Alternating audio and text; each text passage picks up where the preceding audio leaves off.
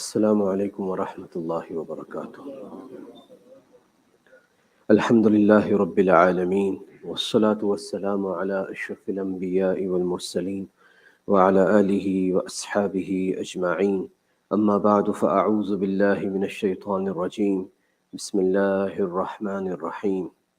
يا أيها الناس اتقوا ربكم إن زلزلة الساعة شيء عظيم صدق الله العظيم وصدق رسوله النبي الكريم ونحن على ذلك من الشاهدين والشاكرين والحمد لله رب العالمين سبحانك لا علم لنا إلا ما علمتنا إنك أنت العليم الحكيم رب اشرح لي صدري ويسر لي أمري واحلل عقدة من لساني يفقه قولي رب زدني علما. My respected elders and brothers, last time when we sat down, we were discussing about Mahdi radiallahu an. And the last hadith that we had discussed was Sufyani, who is from Banu Umayyah originally, is fighting against Mahdi radiallahu an. Many battles have already taken place. Some he has lost, some he has won.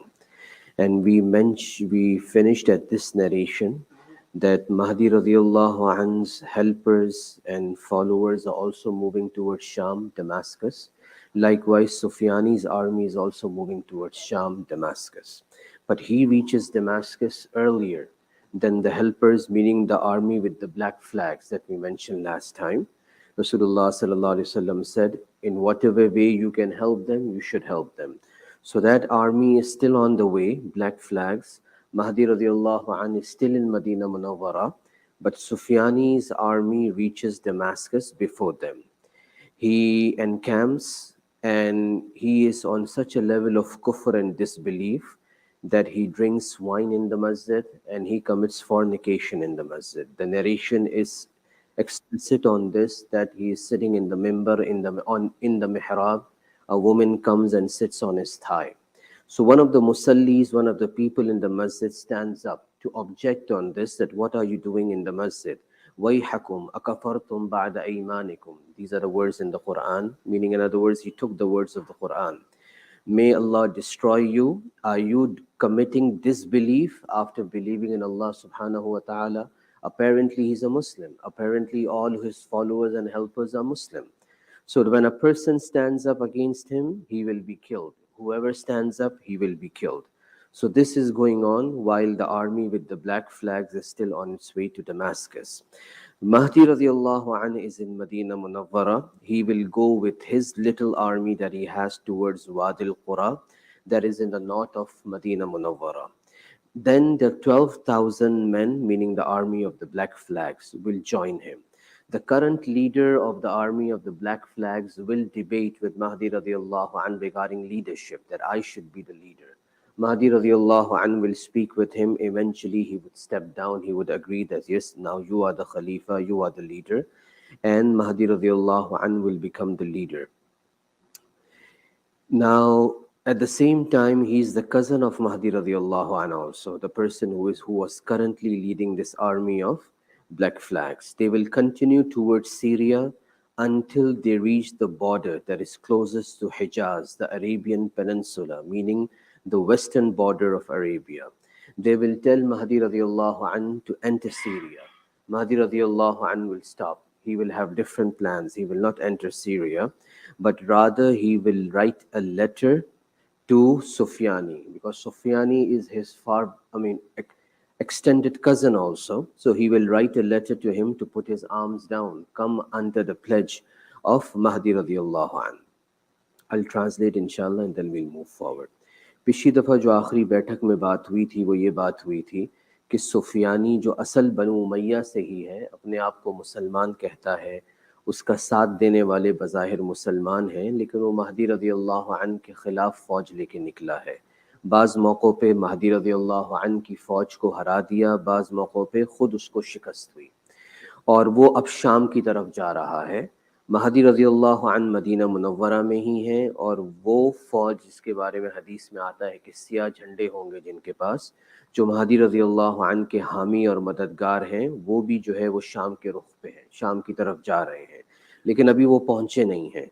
सुफियानी पहुँच गया, उसकी हरकतें ऐसी हैं यानी कुफ्रिया हरकतें। वो मस्जिद के अंदर शराब भी पीता है, शराब पीने की इजाज़त देता है, और मस्जिद के अंदर ज़िना भी करता है, ज़िना करने की इजाज़त भी देता है। हदीस में साफ अल्फाज हैं कि वो महराब में बैठा होगा, एक औरत आएगी और उसकी रान के ऊपर बैठ जाएगी। तो कोई नमाजियों में से खड़ा होगा और एतराज़ करेगा, वही हकुम अकफर तुम बाद ईमानिकुम, तुम्हारी बर्बादी हो, क्या तुम कुफ्र करते हो ईमान लाने के बाद। तो वो उसको मार देगा। जो भी इस तरह खड़ा होगा एतराज़ करने के लिए, वो उसको मार देगा। तो ये उसके यानी ऐसी कैफियत है कि वो आया मुसलमान है भी कि नहीं है, ये वाली कैफियत है। महदी रज़ी अल्लाह अन मदीना मुनव्वरा में होंगे, वहाँ से चलेंगे वादी क़ुरा की तरफ, जो शुमाल की सिमत में है मदीना मुनव्वरा से। उधर वादी क़ुरा के करीब वो 12,000 स्याह झंडों वाला लश्कर, जो उन्हीं के कज़न रिश्तेदार की कमान में है, वो आके महदी रज़ी अल्लाह अन्हु से मिलेगा। ये वही लश्कर है जिसके बारे में आप सल्लल्लाहु अलैहि वसल्लम ने फरमाया, जैसे पिछली दफ़ा भी अर्ज़ किया था, कि तुमसे जितना हो सके उसकी मदद करना, यानी मुसलमानों को हुक्म है। अब बहस होगी कि ये ज़िम्मेदार कौन है, अमीर कौन है, खलीफा कौन है। वो रिश्तेदार चाहेगा कि मेरे पास इतनी फ़ौज है, मैं हूँ। महदी रज़ी अल्लाह अन्हु से बात करेंगे, आखिरकार वो उनकी बात मान जाएगा और उनके हाथ पे बैत कर लेगा। अब महदी रज़ी अल्लाह अन्हु अमीर हो गए, शाम की तरफ लश्कर चलता है, और शाम की सरहद जो हिजाज से लगती है, यानी जो मगरबी सरहद है हिजाज की और शाम की, तो मगरबी सरहद के पास पहुंचेंगे। लोग राय देंगे महदी रज़ी अल्लाह अन्हु की कि आप शाम की सरहद में दाखिल हो जाएं और हमला कर दें सुफियानी के ऊपर। सुफियानी शाम में है, लेकिन महदी रज़ी अल्लाह अन्हु फरमाएंगे मैं दाखिल नहीं हो रहा। वहीं फ़ौज को रोक देंगे, और सुफियानी जो उनका दूर का रिश्तेदार है, क्योंकि वो बनु उमैया से है, उसको ख़त लिखेंगे समझाने के लिए कि भाई तुम अपने हथियार दाड़ लो और बैत कर लो। So now when the letter will be sent to Sufyani, so and originally he's from Banu Umayyah, they are from Quraysh, and Mahdi radiallahu anh is from the progeny of Fatima radiallahu anha, so again is the tribe of Quraysh. So the letter will be sent to him, and Mahdi radiallahu anh will say to his people who are near to him that if he refuses to pledge on my hand, then I will enter Sham, Syria, and then I will fight against him. Because the army of the Sufyani is also made up of Muslims. Not so many people will, after learning about me that I am here, they would accept Sufyani as their Amir. Maybe they would rebel, and that will push him to eventually place the pledge on my hands. And eventually this happened, that when they received the letter of Mahdi radiallahu an, they told Sufyani, now you have, his own people told Sufyani that you have to pledge on the hands of Mahdi. He is the real person. His zuhur has come, meaning he's shown himself. If you don't, we will kill you. So eventually Sufyani had to lay down his weapons. And for whatever reason, he changed himself and he did the pledge on the hand. He replied in positive to the letter, and he did the pledge on the hand of Mahdi radiallahu anhu. Then, but rather the narration says Sufyani goes to Mahdi radiallahu an and meets him. And then eventually they both go together to Jerusalem, meaning they enter Syria, they enter Sham. In those days, Jerusalem was it was considered part of Syria. So that together they move towards Jerusalem. So in other words, he has calmed down, no trouble, nothing for the next few years is mentioned regarding him in the narrations. Wherever in the area of Sham the army of Mahdi passes by, people accept him as the Khalifa, as the leader.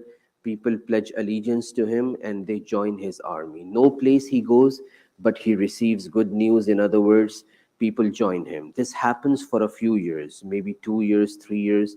This goes on, that he moves from place to place, whatever the case, whatever the reason is. After a while, a person by the name of Qanana, from the tribe of Kalb, he comes out. He was already there.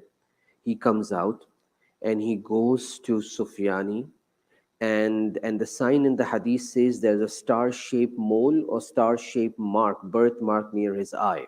He has a large group of tribal following. They all come to Sufyani. The word Sakhari is also used in the hadith. So Sufyani or Sakhari, And they said, we took pledge on your hand, and we had helped you in the battles also. You had made a good position for yourself. You won a few battles before you met Mahdi radiallahu an. What's wrong with you? Why did you take the pledge on his hand? They will basically, in English, as we say, they will pump him up. Okay? So Sufyani will ask them, okay, if you are telling me that why did I take pledge, then what should I do? Should I break the pledge with Mahdi radiallahu an? One narration says they will say, Allah gave you the shirt of Khilafah. So why did you took it off from yourself? So what should I do? They said, yes, go. Go ahead and break the pledge. And we will fight. We will support you. We will fight you. So according to one narration, Sufyani will break the pledge. And this will be 3 years after he took the pledge on the hands of Mahdi radiallahu an. Mahdi radiallahu anhu will send one army of approximately 100 people. Okay, I'll stop here, translate, and then move forward, inshallah.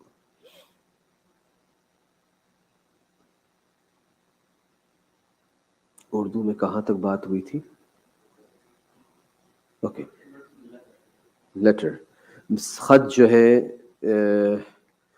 مہدی رضی اللہ عنہ سرحد پہ آ کے رک گئے، شام میں داخل نہیں ہوئے، اور خط بھیجا سفیانی کو کہ اپنے ہتھیار ڈال دو، میرے ہاتھ پہ بیعت کر لو، اور اپنے ساتھیوں کو کہا کہ اگر یہ ہتھیار نہیں ڈالے گا تو پھر میں داخل ہو کے اس سے لڑائی کروں گا۔ وجہ کیا تھی، حکمت کیا تھی؟ کہ سفیانی دعویٰ کرتا تھا کہ میں مسلمان ہوں، جتنے اس کے پیچھے ساتھ ماننے والے فوج میں لوگ تھے وہ بھی بظاہر مسلمان تھے، تو مہدی رضی اللہ عنہ کو یہ امید تھی کہ جب ان کو پتہ چلے گا کہ میرا ظہور ہو گیا ہے تو اتنے سارے لوگ غلط بات پہ جمع نہیں ہو سکتے، ضرور وہ جو ہے بولیں گے کہ بھئی ہم ان کی اتباع کریں گے، ان کے ہاتھ پہ بیعت کریں گے، تو ہمیں یہ ٹرائی کر کے کوشش کر کے دیکھ لینا چاہیے۔ اور نتیجہ بھی یہی ہوا کہ جب وہ خط سفیانی کا، مہدی رضی اللہ عنہ کا سفیانی کے ہاتھ میں پہنچا، اس نے مشورہ شروع کیا۔ جو قریب کے ساتھی تھے انہوں نے کہا کہ مہدی رضی اللہ عنہ کا تو ظہور ہو گیا ہے، ہم سب کو ان کے ہاتھ پہ بیعت کرنی چاہیے، اگر تم نہیں کرو گے تو ہم ہی تمہیں مار دیں گے، اب تو وہ خلیفہ ہیں۔ تو اس کو مجبوراً جو ہے اپنے ہتھیار ڈالنے پڑے۔ وہ خود آیا، مہدی رضی اللہ عنہ سے ملا، اور دونوں مل کے بیت المقدس کی طرف گئے، یعنی دونوں فوجیں مل گئی اور بیت المقدس کی طرف گئیں۔ بیت المقدس اگرچہ آج سیریا میں نہیں ہے، شام میں، لیکن اس زمانے میں لبنان، فلسطین اور اس وقت کا موجودہ سیریا، یہ پورا شام ہی کہلاتا تھا، سیریا کا علاقہ کہلاتا تھا۔ اب اگلے کچھ سالوں تک روایتوں میں کوئی بات سفیانی کی نہیں ملتی، گویا کہ وہ ٹھیک ہو گیا، جس بھی وجہ سے وہ ٹھیک ہو گیا، لیکن وہ چلتا رہا مہدی رضی اللہ عنہ کی امارت کے اندر۔ پھر روایتوں میں آتا ہے کہ مہدی رضی اللہ عنہ شام کے جس علاقے سے گزرتے، لوگ ان کے ہاتھ پہ بیعت کرتے اور ان کی مدد کا وعدہ کرتے، کہیں سے بھی ان کو مخالفت نہیں ملی، اور کچھ سال یہی ہوتا رہا۔ پھر اچانک ایک شخص قنانہ کے نام سے، جو قبیلہ کلب سے تھا، وہ کھڑا ہوا۔ اس کے اچھے خاصے قبائلی لوگ اس کے ماننے والے تھے، اس کے قبیلے والے۔ وہ سارے کے سارے مل کے سفیانی کے پاس گئے اور کہا کہ ہم نے تو تمہارے ہاتھ پہ بیعت کی تھی، یعنی پہلے کی بات ہے جب تم لڑائی لڑ رہے تھے اور تم نے بعض جنگیں جیت بھی لی تھیں، تمہاری اچھی پوزیشن بھی بن گئی تھی، تم نے کیوں جو ہے وہ مہدی رضی اللہ عنہ کے ہاتھ پہ جو ہے وہ بیعت کی؟ یعنی اللہ نے، ایک روایت میں آتا ہے، اللہ نے تمہیں جو ہے خلافت کی قمیض دی تھی، تمہیں کیا ہو گیا، تم نے اس قمیض کو اتار دیا۔ جیسے آج کل بھی ہوتا ہے، سیدھا سادہ معاملہ چل رہا ہوتا ہے، لوگ کسی کو جو ہے پمپ کرنا شروع کر دیں، تم ایسے ہو، تم ایسے ہو، وہ ہوتا نہیں ہے ایسا، اور وہاں سے تفریق اور ڈویژن شروع ہو جاتا ہے۔ تو بالکل بعینی ہی یہی اس کی مثال ہے۔ تو جب اس کو سر پہ چڑھایا تو اس نے کہا کہ ٹھیک ہے، مجھے کیا کرنا چاہیے، میں بیعت توڑ دوں؟ کہا کہ بالکل بیعت توڑ دو، ہم تمہارا ساتھ دیں گے، تمہارے ساتھ مل جائیں گے۔ تو روایتوں میں آتا ہے، ایک روایت کے اندر، دوسری میں ہے کہ نہیں، ایک روایت میں آتا ہے کہ اس نے بیعت توڑ دی، اور یہ 3 سال گزر چکے تھے بیعت کیے ہوئے اس وقت تک اس کو مہدی رضی اللہ عنہ کے ہاتھ کے اوپر۔ اب مہدی رضی اللہ عنہ نے 100 آدمیوں کی فوج بنا کے اس کو شکست دینے کے لیے بھیجا۔ مہدی رضی اللہ عنہ sent an army of approximately 100 people. Now 100 people from Mahdi radiallahu anh, and on the opposite side, the whole Bani Kalb tribe with all its infantry, with all its goats, meaning they put everything in the battlefield, all its horses and everything. Apparently, they seemed resourceful, more resourceful than the 100 men sent by Mahdi radiallahu an. But Allah gave victory to Mahdi radiallahu an. And many people were killed. Sufyani was captured, and like a sheep is slaughtered on a straight stone, on a straight ground. The hadith says he will be killed on a flat boulder, meaning a flat stone. So this is how eventually he passed away. There is a hadith of Rasulullah sallallahu alaihi wasallam at this point that the one who that person will be in a big loss who does not receive any spoils of war, meaning this war that took place between the tribe of Kalb, Sufyani and Mahdi radiallahu an. That person will be in a big loss who doesn't receive any spoils of war, meaning you are not participating in the army of Mahdi radiallahu an, you were not helping him, and you did not get the spoils of war, then this means you have lost. So not even a rope, according to one narration. Even if you get a rope from the spoils of war, still you are fortunate. Sahaba radiallahu an asked, Ya Rasulullah sallallahu alayhi wasallam, how is it possible for us, meaning how is it possible that their wealth will become the spoil of war? The people who are with Sufyani and Kalb, Kanana, the Kalb tribe, they are also Muslims. Unfortunately, they are fighting with the Muslims, but they are Muslims. Rasulullah sallallahu alaihi wasallam replies that they have disbelieved by considering alcohol and fornication to be lawful. They have disbelieved by considering alcohol and fornication to be lawful. So that's why they are disbelievers, they are murtads, they are apostates.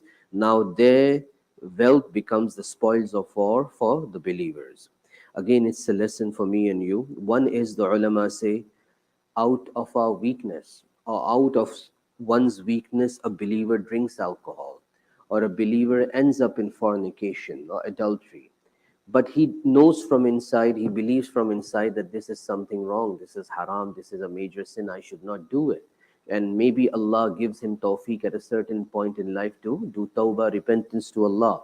But once is having this belief, na'uzu billah, that this is halal, this is fine, or maybe the time where we are living, it's okay. So the first thing doesn't take you out from the fold of Islam, because you're only sinning, but you have this inside that this is wrong. But out of the weakness of your iman, you are succumbing to the environment, to your desires. In the second case, you are believing a haram thing to be halal, and to believe a haram thing to become halal takes you out of the fold of Islam. So we have to be really careful nowadays. This is a common conversation, may Allah save all of us, ameen, that this is fine, I mean, this is too much, this is extremism. So the words sometimes that come out from the mouth of the believers are very dangerous. We might be standing on the border of Islam and Kufr. I'll translate and then inshallah we'll move forward. 100 आदमियों की फौज महदी रदियल्लाहु अन्हु ने भेजी सुफियानी और कल्ब कबीले से लड़ने के लिए, शिकस्त देने के लिए। कल्ब कबीला बज़ाहिर तादाद में भी ज़्यादा था, अपनी फ़ौजों को, अपने घोड़ों को, अपने मवेशियों को, सबको मैदान जंग में ले आया। लग ये रहा था कि ये लोग जीत जाएंगे, लेकिन अल्लाह पाक ने उनको शिकस्त दे दी और महदी रदियल्लाहु अन्हु के 100 आदमियों को अल्लाह पाक ने जो है वो फतह दी। बहुत से लोग सुफियानी के मारे गए, बहुत से लोग कैद हुए। सुफियानी भी कैद होकर आया। हदीस में आता है कि कैद होकर आएगा। हदीस में आता है कि उसको एक सीधी चट्टान के ऊपर, यानी चट्टान ऊंची नीची भी होती है, पहाड़ी जो होती है, उसको सीधी चट्टान के ऊपर जैसे गोया के दुम्बे को ज़िबा किया जाता है, सीधी चट्टान पे रख के उसको मार दिया जाएगा। फिर यहाँ पे एक हदीस मुहद्दिसीन ने जिक्र की है, आप सल्लल्लाहु अलैहि वसल्लम ने इस वाक़े को जिक्र करके फरमाया, जो वो शख्स बहुत बड़े खसारे में होगा जिसको माल गनीमत में से कुछ भी नहीं मिलेगा। वो शख्स बहुत खसारे में से होगा जिसको इस जंग जो बनी कल्ब, सुफियानी और महदी रदियल्लाहु अन्हु के दरमियान हुई, उसमें से कुछ माल गनीमत नहीं मिलेगा, यहाँ तक कि एक रस्सी भी नहीं मिलेगी। तो यानी गोया के अगर जो लोग मुसलमान उस वक्त हो उनको मदद करनी चाहिए। तो सहाबा रज़ियल्लाहु अन्हुम ने पूछा, या रसूलुल्लाह सल्लल्लाहु अलैहि वसल्लम, ये कैसे मुमकिन होगा कि मुसलमानों का माल ही माल गनीमत बन जाए? क्योंकि सुफियानी और बनु कल्ब के जो लोग हैं वो मुसलमान हैं, ठीक है, इख्तलाफ की वजह से लड़ रहे हैं, लालच में लड़ रहे हैं हुकूमत की, लेकिन वो मुसलमान हैं। तो मुसलमान का माल दूसरे मुसलमानों के लिए, सामने वाले फरीक के लिए कैसे माल गनीमत बन सकता है? तो आप सल्लल्लाहु अलैहि वसल्लम ने फरमाया जिसका मफहूम कि वो उन्होंने कुफ्र किया। कुफ्र कैसे किया? यूं समझते हुए या इस इस तरीके से कुफ्र किया कि उन्होंने शराब और जिना को जायज़ समझा। क्या मतलब है कुफ्र और जिना और शराब को जायज़ समझा? एक है कि कोई मुसलमान ईमान की कमज़ोरी की वजह से माहौल से मुतासर होके शराब पिए या जिना में मुलव्वस हो, लेकिन दिल में उसको पता हो कि मैं गलत कर रहा हूँ, तो वो इस्लाम के दायरे से बाहर नहीं निकलता, अगरचे गुनाह कबीरा का मुर्तकिब ज़रूर होता है। अल्लाह पाक उसको आगे जाके तौबा की तौफीक दे दें तो गुनाह माफ़ भी हो जाएगा। तो लेकिन एक है कि नहीं, नाउज़ुबिल्लाह, ये समझना कि नहीं इतनी सख्ती दीन में नहीं है, कोई बात नहीं, ज़माना ऐसा है, शराब पीना भी जायज़ है और ज़िना करना भी जायज़ है। तो ये सोच कि नहीं ये गलत, हराम कहना गलत है, ये जायज़ होना चाहिए, ये सोच इंसान को इस्लाम से बाहर निकाल देती है। हराम चीज़ को हलाल करार देना, अल्लाह के हुक्म को तब्दील करना, ये निकल जाता है इस्लाम। तो गोया कि उन्होंने हराम को हलाल समझा, इसलिए वो मुसलमान ही नहीं रहे, इसलिए अब उनका माल माल गनीमत बन गया। Moving forward, while this is going on, almost 3.5 years have passed by. Now we should keep in mind sometimes it's difficult to have a rhythm, to have a sequence, because the books of hadith don't mention all or the entire life or whatever happened with Mahdi radiallahu an before the coming of Isa alayhi salam in one pattern. The ulama who have written the books on the signs of the Day of Judgment have taken ahadith from many primary books. So sometimes there's a conflict between two, three ahadith also. And these ulama have to put this in sequence, that maybe this came first and this came afterwards. So that's why sometimes it would seem that where is this going? But basically, the ulama try to put it in sequence. While 3.5 years pass by, these incidents happen. Another half brother, or maybe one narration half brother, one narration a cousin of Mahdi radiallahu an, now it is mentioned regarding him that he always used to keep his sword on his shoulder. What does it mean on his shoulder? He was always beating people. He was always killing people. So according to one narration, for 8 months he kept the sword on his shoulder. According to another narration, 18 months he kept the sword on his shoulder.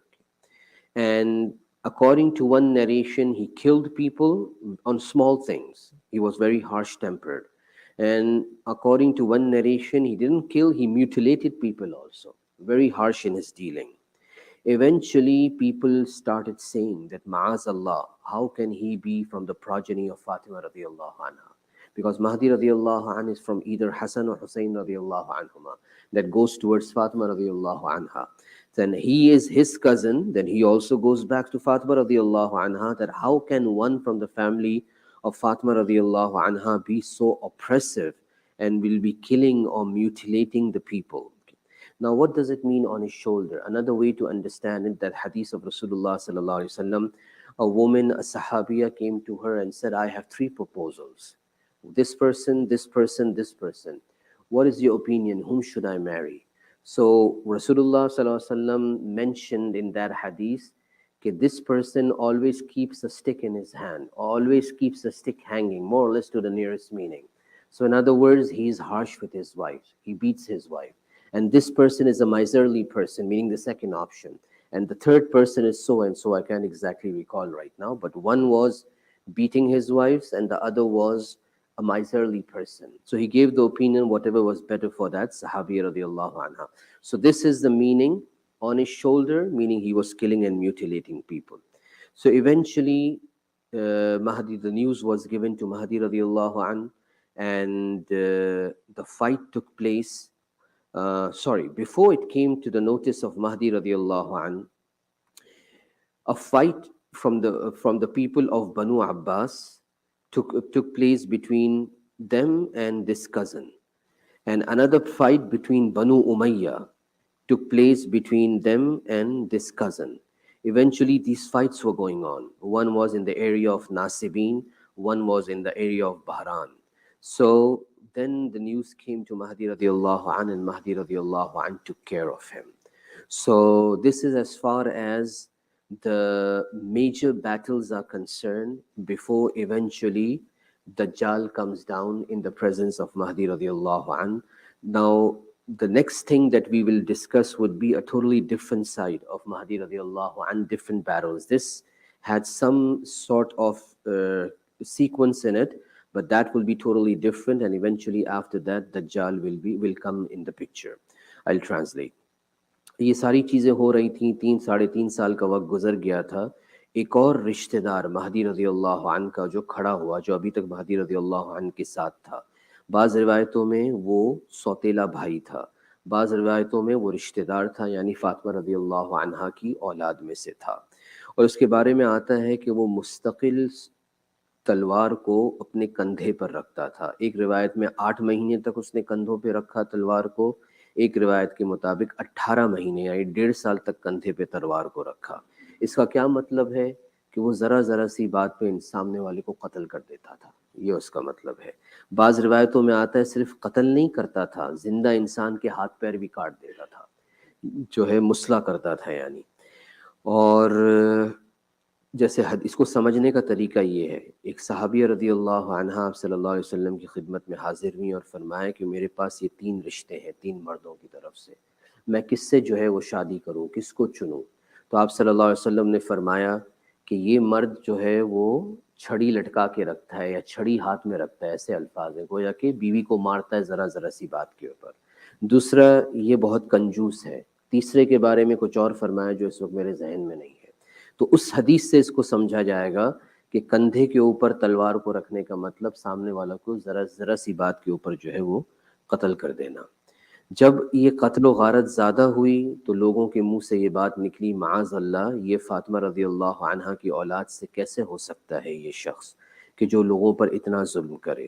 اس کے حامیوں کی دوسرے لوگوں کے ساتھ مہدی رضی اللہ عنہ کے لشکر میں سے بھی لڑائی ہوئی. ایک دفعہ بنو امیہ کے لوگوں کے ساتھ لڑائی ہوئی، ایک دفعہ بنو عباس کے لوگوں کے ساتھ لڑائی ہوئی. ناصبین کے اندر ایک جنگ ہوئی، بحران کے علاقے کے اندر ایک جنگ ہوئی. تو اس طرح لڑائی چلتی رہی. پھر آخرکار مہدی رضی اللہ عنہ کی کان تک یہ بات پہنچی، ان کی اطلاع میں آئی. اب ہزاروں کا لشکر ہے، مختلف علاقوں میں سفر ہے، یہ کس علاقے میں ہے بعض دفعہ خبر نہیں پہنچتی. پھر مہدی رضی اللہ عنہ نے اس کو ٹھکانے لگا دیا، اس کا فیصلہ کر دیا. تو یہ سارا یہ ایک سمت چل رہی تھی ابھی تک جتنی ہم نے باتیں کی. اب جو اگلا بڑا مارکہ ہے یا اگلی بڑی جنگ ہے وہ تھوڑا سا اس سے مختلف ہے. جو لڑائی ہے اس کے بعد پھر دجال کا ظہور ہوگا مہدی رضی اللہ عنہ کی موجودگی کے اندر ہی. تو اس آج انشاءاللہ یہیں پہ بس کرتے ہیں. we'll stop here. Whatever was said and heard, may Allah subhanahu wa ta'ala give us the understanding. Ameen. Subhanallah wa bihamdih, subhanakallahumma wa bihamdik, nashhadu an la ilaha illa anta